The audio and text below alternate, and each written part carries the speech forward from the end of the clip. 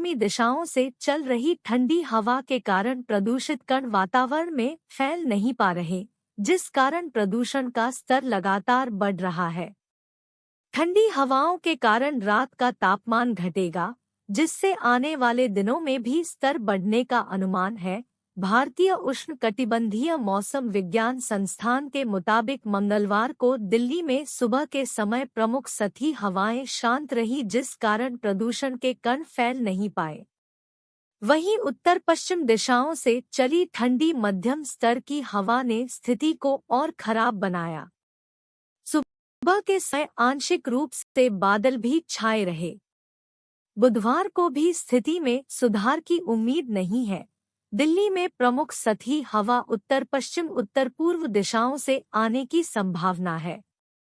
हवाओं की गति 4 किमी प्रति घंटे रह सकती है।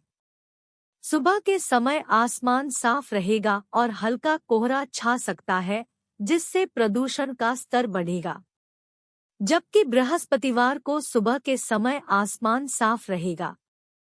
हल्के कोहरे के साथ दिल्ली में मुख्य सतही हवा 8 किमी प्रति घंटे की गति से पूर्वी दिशाओं से चल सकती है। देश के ज्यादातर हिस्सों में सामान्य से ज्यादा रहेगा न्यूनतम तापमान, बारिश के भी हैं आसार।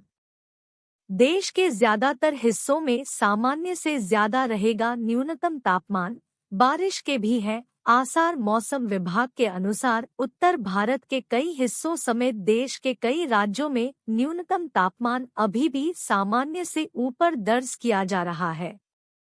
इस समय जम्मू और कश्मीर, लद्दाख, गिलगित बाल्टिस्तान और मुजफ्फराबाद में पारा लुढ़कने से कड़ाके की ठंड पड़ती है, लेकिन यहाँ न्यूनतम तापमान सामान्य से काफी ऊपर यानी 5 डिग्री सेल्सियस अधिक दर्ज किया गया है। मौसम विभाग के अनुसार उत्तर भारत के कई हिस्सों समेत देश के कई राज्यों में न्यूनतम तापमान अभी भी सामान्य से ऊपर दर्ज किया जा रहा है।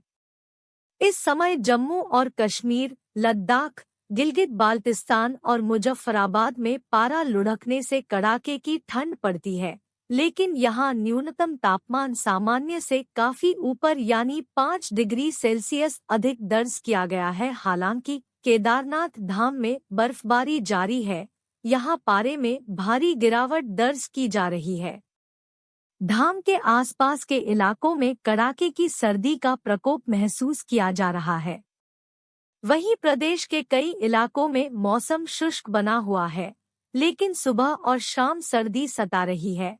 मौसम विभाग के अनुसार देश के अन्य राज्यों में पूर्वी मध्य प्रदेश, बिहार, झारखंड, पश्चिम बंगाल में गंगा के तटीय इलाकों, सौराष्ट्र और कच्छ के अलग अलग हिस्सों में भी न्यूनतम तापमान सामान्य से 5 डिग्री सेल्सियस ऊपर रहेगा।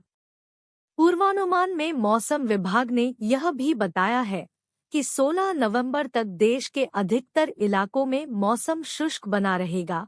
इसके बाद पहाड़ी इलाकों से लेकर मैदानी क्षेत्र तक तापमान गिरने की बात कही गई है। बंगाल के कुछ हिस्सों में हो सकती है भारी बारिश। अंडमान निकोबार द्वीप समूह, अंडमान सागर और दक्षिण पूर्व बंगाल की खाड़ी के आसपास के क्षेत्रों पर ऊपरी हवा के चक्रवाती प्रसार के कारण कम दबाव का क्षेत्र बन गया है। कम दबाव और चक्रवाती प्रसार के चलते पश्चिम बंगाल के कुछ हिस्सों में भारी बारिश की आशंका जताई गई है। हालांकि चक्रवात बनेगा या नहीं, इसकी भारतीय मौसम विभाग की ओर से अभी तक आधिकारिक घोषणा नहीं की गई है।